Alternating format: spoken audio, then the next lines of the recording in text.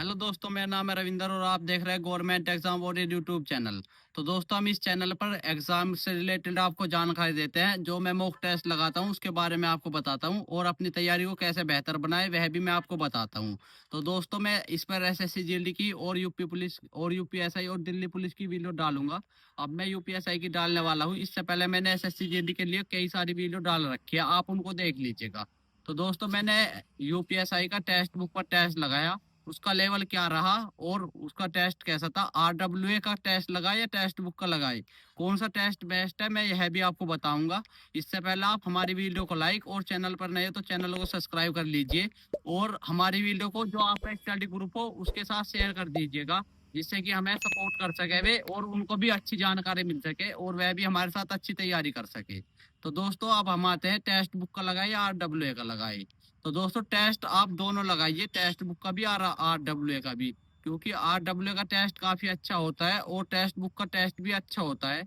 दोनों टेस्ट में अंतर, अगर आप किसी एक कई टेस्ट लगाओगे तो आप लेवल को ऊपर नीचे नहीं देख पाओगे, क्योंकि टेस्ट बुक पे कभी हार्ड बना देते हैं, कभी आरडब्ल्यूए पे हार्ड, कभी इजी। आपको एक टेस्ट नहीं लगाना है, आप कई प्लेटफॉर्म के टेस्ट लगा सकते हो, चाहे टेस्ट बुक के या और किसी टीचर के, टीडब्ल्यूए, कैरविल के और किसी भी टीचर के, उत्कर्ष के, किसी के भी टेस्ट लगा लीजिए, लेकिन एक ही प्लेटफॉर्म के टेस्ट नहीं लगाइएगा। तो दोस्तों, टेस्ट बुक का टेस्ट आरडब्ल्यू से अच्छा होता है या कैसा लेवल होता है मैं यह बताऊंगा। पहले मैं आपको अपना स्कोर बताता हूँ।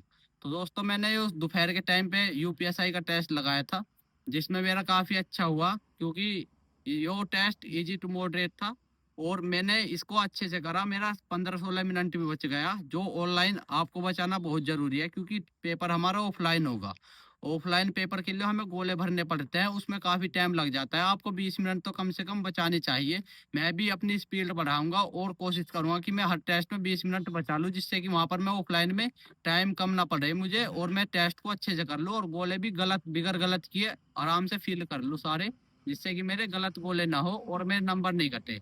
तो दोस्तों, मैंने टेस्ट में मेरा स्कोर क्या रहा मैं यह आपको बताता हूँ। मैंने सबसे पहले जो किया, इसकी रीजनिंग की। रीजनिंग में मेरे 33 क्वेश्चन सही हुए हैं और 7 क्वेश्चन गलत हो गए।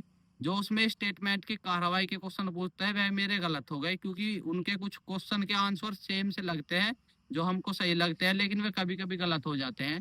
और वही मेरे साथ हुआ, कुछ क्वेश्चन मेरे उसके गलत हो गए और एक दो क्वेश्चन वैसा गलत हो गया। टोटल मेरे 7 क्वेश्चन गलत हो गए इसमें। तो इसके बाद मैंने सीधा हिंदी की।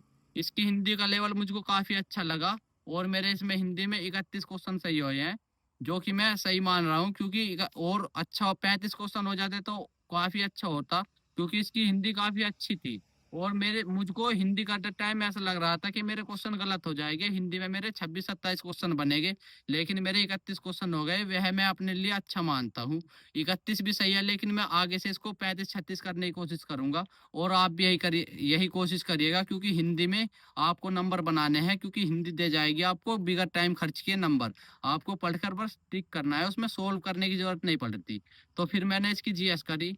इसकी जीएस भी मुझको इतनी तकड़ी नहीं लगी। इसमें पॉलिटी पॉलिटी के क्वेश्चन थे 13 से 14 और पॉलिटी के आर्टिकल पूछ रखे थे। इतने तकड़े क्वेश्चन नहीं पूछ रखे थे पॉलिटी के, जैसे आरडब्ल्यू वाले पूछते हैं। आरडब्ल्यू वाले की जीएस टेक्स्ट बुक की जीएस से काफी तकड़ी लगती है मुझको, क्योंकि उनकी लैंग्वेज भी काफी बड़ी होती है और वे क्वेश्चन भी काफी लेवल के अच्छे होते हैं। आरडब्ल्यू पे मेरे 23-24 क्वेश्चन हो पाते हैं और इसमें मेरे 28 क्वेश्चन सही हो गए और 12 क्वेश्चन गलत हो गए।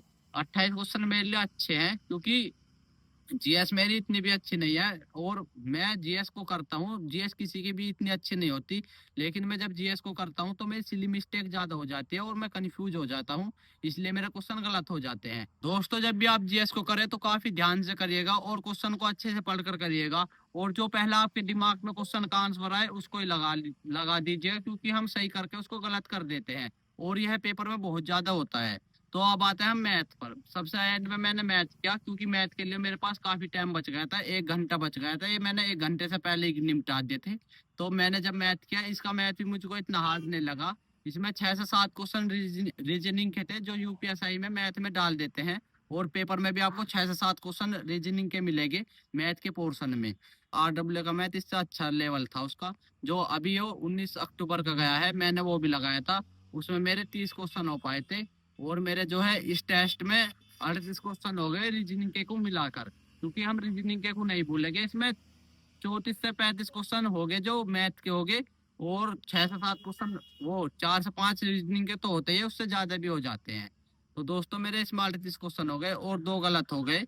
वे 2 क्वेश्चन मेरे से नहीं बन पाए। एक तो उसमें मेरा मेंसुरेशन का गलत हो गया और एक और हो गया।